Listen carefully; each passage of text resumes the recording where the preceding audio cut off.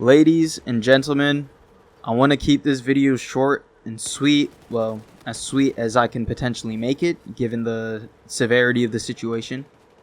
As many Americans know, yesterday, Charlie Kirk, political commentator, 31 years old, wife, 2 children, shot dead, as evidence provided by Steven Crowder would suggest, spouting different political ideologies than what would be deemed allowable. In the name of anti-fascism, by the way. In the name of anti-fascism, they assassinated a man exercising his freedom of speech. In the name of anti-fascism, they robbed a family of their father and a husband. And they robbed a father of his 2 children and his wife and of his life. They robbed him of everything.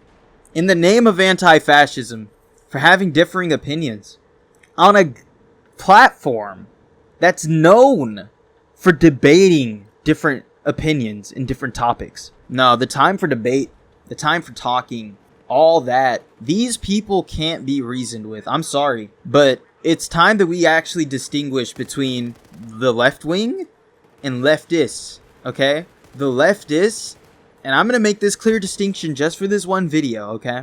Don't use my definition across everything, okay? I'm not a linguist.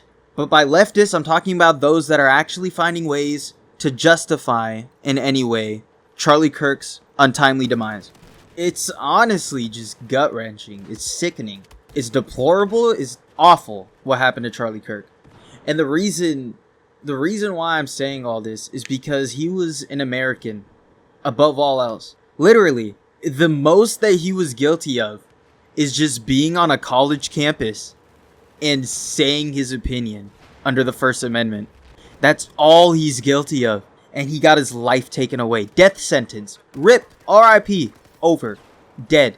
Family torn apart. Wife husbandless. Widow. Kids without a father.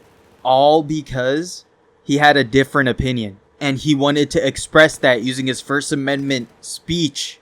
Right? Using his freedom of speech and given to him in the First Amendment. He wanted to exercise that in a public area. And he had to give up his life for it.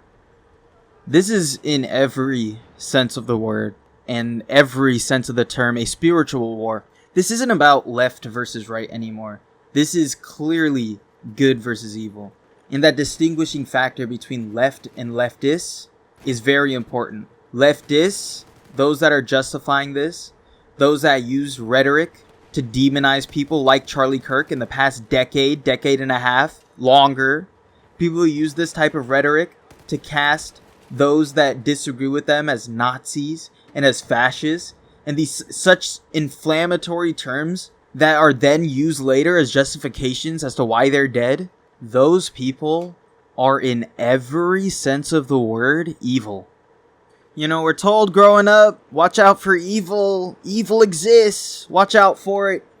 Well, this is evil manifesting itself. This is evil looking us in the face right now. And so many Americans are looking at this and they're so fucking sick of it. They're so fucking tired of it. And I'm one of them. Now, what was the overall message here that we were supposed to take away as the American public watching a political opponent or a political idol, depending on how you view him? What's the takeaway for either side when the message is to kill them? What's the takeaway? What's the message here? What's the real key takeaway? Remember Punch a Fascist? Not Punch a Fascist. Remember Punch a Nazi? Where you would just physically assault people with differing opinions just because you deem them to be Nazis? Okay, now let's throw everyone that you disagree with under that definition of Nazi. Like Charlie Kirk, who supported Israel more than anyone else other than Ben Shapiro. Let's label him a Nazi. So that way, if we could just label all of our political opposition Nazis, and we advocate for assaulting them, then we won't have to debate them later. Guys, it's like a cheat code. It's like a cheat code, yeah. Let's call them all these horrible names so maybe they'll get killed in the future. Is that the message? Is that what we're sending? Is that the next evolutionary step to your ideology? Is evolving from spreading misinformation and hate and casting all of these horrible names onto people? The next evolutionary step is to now just go out of your way and kill those people? And justify it with, oh, but he said this about trans people.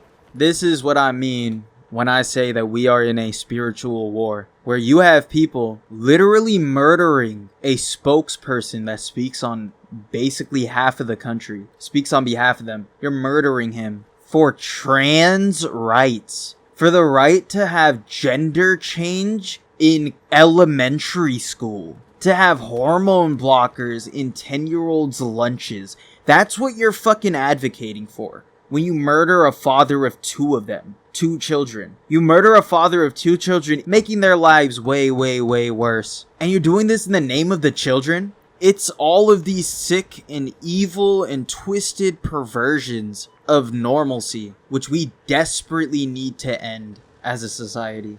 We really need to come together as Christians.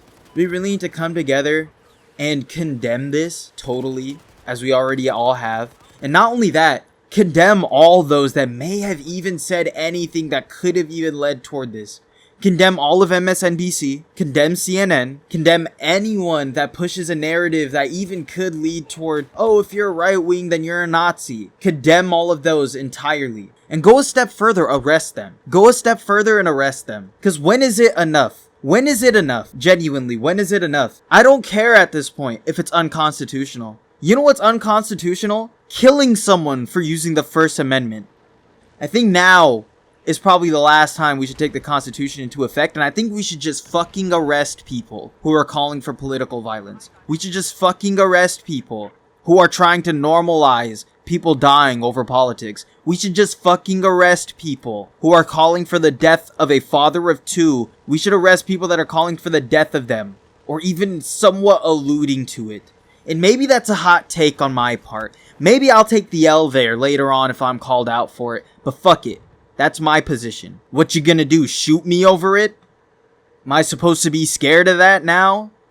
Well, I'm not scared that it might happen because I know that it could. But at this point, it's only gonna be worse if we keep quiet. So it's time to pick a side. It's really, really time to pick a side. Are you on the side of good? Are you on the side of God? Or are you on the side of evil? And are you on the side of it's okay to kill my political opponents and it's justifiable in some way because they have a differing opinion? It's really time to pick a side, and that's on you. I can't choose for you, but I know my side, and I know you know yours too. Good morning, good night, good evening, and I'll see y'all later. Thoughts and prayers go out to Charlie Kirk's family, the true victims of this scenario, and yeah, God bless everyone.